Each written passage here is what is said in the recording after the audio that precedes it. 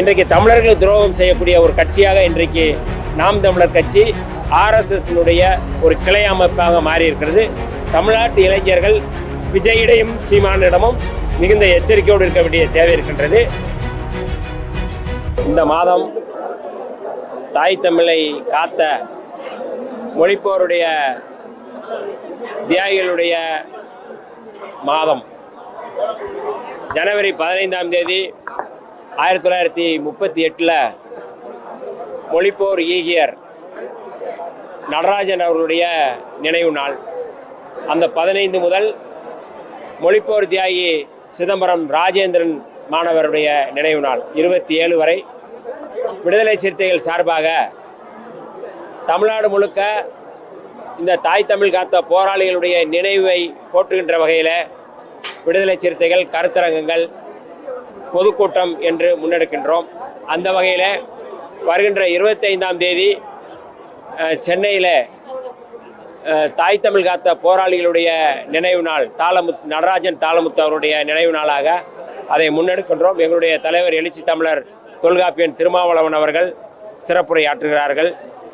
இன்றைக்கு பராசக்தி போன்ற திரைப்படங்கள் வந்ததன் மூலமாக மீண்டும் அந்த மொழிப்போருடைய தியாகம், இதற்காக வீரச்சாவடைந்த போராளிகளுடைய நினைவை போற்றுகின்ற வகையில் இந்த தலைமுறை அந்த பராசக்தி திரைப்படத்தை பார்த்து அதை சிறப்பு செய்கிறார்கள். அல்லது அப்படி ஒரு போராட்டம் நடந்திருக்கிறதா என்று கேள்வி எழுப்புகிறார்கள். மீண்டும் இன்றைக்கு பாரதிய ஜனதா அரசு ஒற்றை இந்தியாவாக, அது இந்து ராஷ்டிரமாக, ஒற்றை நாடாக, அது இந்தி நாடாக மாற்ற முயற்சி செய்கிறார்கள். இந்து தேசியத்தை கட்டமைக்க முனைகிறார்கள். அவருடைய இலக்கு என்பது இந்து ராஷ்டிரம், இந்து தேசியம்தான். அதை மடைமாற்றம் செய்வது, அதை உடைப்பது என்பதுதான் புரட்சியாளர் அம்பேத்கர் அவருடைய அரசியலமைப்பு சட்டம். அந்த சட்டத்தின் அடிப்படையில் பாரதிய ஜனதா கட்சி முன்னெடுக்கின்ற இந்த அரசியலுக்கு எதிராக தமிழ்நாட்டு மக்கள், மற்ற அரசியல் கட்சிகள் ஒன்றிணைய வேண்டிய தேவை இருக்கின்றது. இன்றைக்கு வருகின்ற 2026 தேர்தல் என்பது பாரதிய ஜனதா கட்சி முன்னெடுக்கின்ற அந்த இந்து ராஷ்டிர அரசியல்தான். அந்த அரசியலை முன்னெடுக்கின்ற எல்லா கட்சிகளுமே இன்றைக்கு பாரதிய ஜனதா கட்சியை எதிர்க்க துணிவின்றி அவர்களோடு சமரசமாகிறார்கள். நடிகர் விஜய் அவர்களாக இருக்கட்டும், அல்லது நாம் தமிழர் கட்சியுடைய சீமானாக இருக்கட்டும், இந்த இருவருமே இந்து ராஷ்டிர கனவை நனவாக்கக்கூடிய, சனாதன கனவை நனவாக்கக்கூடிய அவருடைய ஒட்டுக்குழுக்களாக இன்றைக்கு செயல்பட்டு கொண்டிருக்கிறார்கள். இன்றைக்கும் அவர்கள் இந்தியை திணித்து கொண்டிருக்கிறார்கள். மும்மொழி கொள்கையை, அதாவது தேசிய கல்விக் கொள்கையை ஏற்றால்தான் 2152 கோடி ரூபாய் நாங்கள் தருவோம் என்று தர்மேந்திர பிரதான் வெளிப்படையாக அறிவிக்கிறார்கள். இது குறித்து யாரும் கண்டிக்கவில்லை. ஆனால் திராவிட அரசியலுக்கு எதிராக அதை மடமாற்ற முயற்சி செய்கிறார்கள். முழுக்க முழுக்க நாம் தமிழர் சீமான் முன்னெடுக்கிற அரசியல் என்பது தமிழ் தேசிய அரசியலுக்கு எதிரானது, தமிழ் தேசிய அரசியலுக்கு துரோகம் செய்யக்கூடியது. இன்றைக்கு தமிழர்களுக்கு துரோகம் செய்யக்கூடிய ஒரு கட்சியாக இன்றைக்கு நாம் தமிழர் கட்சி RSSனுடைய ஒரு கிளை அமைப்பாக மாறி இருக்கிறது. தமிழ்நாட்டு இளைஞர்கள் விஜயிடையும் சீமானிடமும் மிகுந்த எச்சரிக்கையோடு இருக்க வேண்டிய தேவை இருக்கின்றது. பாஜக அதிமுக கூட்டணி என்பது இன்றைக்கு மக்களை ஏமாற்றுகின்ற, மக்களுக்கு எதிரான, தமிழ்நாட்டு மக்களுக்கு எதிரான ஒரு கூட்டணியாக மாறி இருக்கின்றது. இன்றைக்கு 2026 தேர்தலுக்கான போட்டியே டெல்லிக்கும் தமிழ்நாட்டுக்கும் தான். டெல்லி இன்றைக்கு தமிழ்நாட்டை ஆட்கொள்ள முயற்சி செய்கின்றது.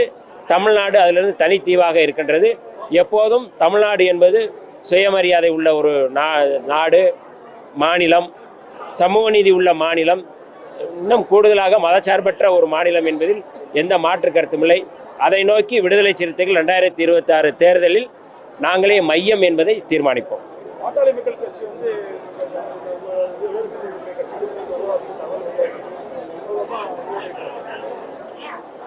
அதாவது அன்புமணி அவர்கள் தலைமையில் ஒரு அணி அதிமுக போய் சங்கமமாயிருக்கு. மீதி ஒரு அணி அல்லது மருத்துவர் ராமதாஸ் அவருடைய அணி அவர்கள் எங்கே என்பது இன்னும் அவர்கள் முடிவு செய்யவில்லை. மருத்துவர் ராமதாஸ் அவர்களும் இது குறித்து பேசுவதில்லை. எங்களுடைய தலைவர் எழுச்சி தமிழர் தொல்காப்பியன் திருமாவளவன் அவர்கள் பேசும் பொழுது 2 அணிக்கும் பெரிய வித்தியாசம் இல்லை என்று சொல்லியிருக்கிறார்கள்.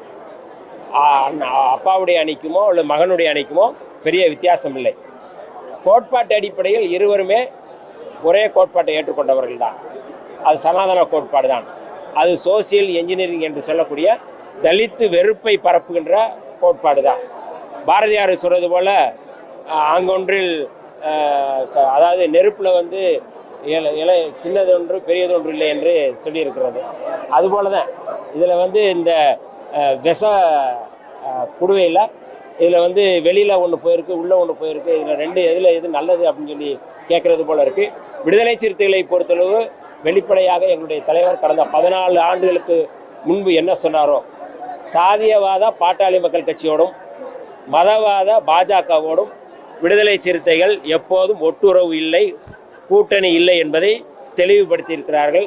அந்த முடிவில் தான் விடுதலை சிறுத்தைகள் கீழ்மட்டத்திலிருந்து எல்லோருமே இருக்கிறோம். ஆட்சி அதிகாரத்தில் பங்கு அப்படின்றத எம்பி இல்லை, இந்த ஆட்சியிலும் பங்கு அதிகாரத்திலும் பங்கு என்கின்ற முழக்கத்தை எழுப்பியது விடுதலை சிறுத்தைகள். எல்லாருக்குமே நாங்கள் தான் கற்றுக் கொடுக்குறோம். அவங்க வந்து காங்கிரஸ் கட்சி இன்றைக்கி அவர்கள் வந்து பேசுகிறார்கள். அவர்கள் பேசுவது வந்து திமுகவோடு அவர்கள் வந்து அதை முன்னெடுக்கிறார்கள். விடுதலை சிறுத்தைகள் மிகுந்த தெளிவோடு இருக்கின்றோம். நாங்கள் இந்த தேர்தலில் இரட்டை இலக்கு எண்ணிக்கை தான் எங்களுக்கு முக்கியம் என்று இந்த தேர்தலில் நாங்கள் இருக்கிறோம். ஆட்சியிலும் பங்கு அதிகாரத்திலும் பங்கு என்பது அடுத்த கட்டமாக தான். முதல்ல வந்து கூடுதல் எண்ணிக்கை நீங்கள் வாங்கினா தான் வந்து அதை பற்றியே பேச முடியும். இன்றைக்கு எங்களுக்கு இருக்கின்ற சவால், எங்களுக்கு இருக்கின்ற இலக்கு என்பது பாஜகவை வீழ்த்துவது, ஆர்எஸ்எஸ்ஸை வீழ்த்துவது. இன்றைக்கு திருப்பரங்குன்றம் பிரச்சனையை வச்சு இந்த மக்களிடையே வந்து மத வெறுப்பை, மத துவேஷத்தை பரப்பி கொண்டு இருக்கிறது பாஜக கும்பல்.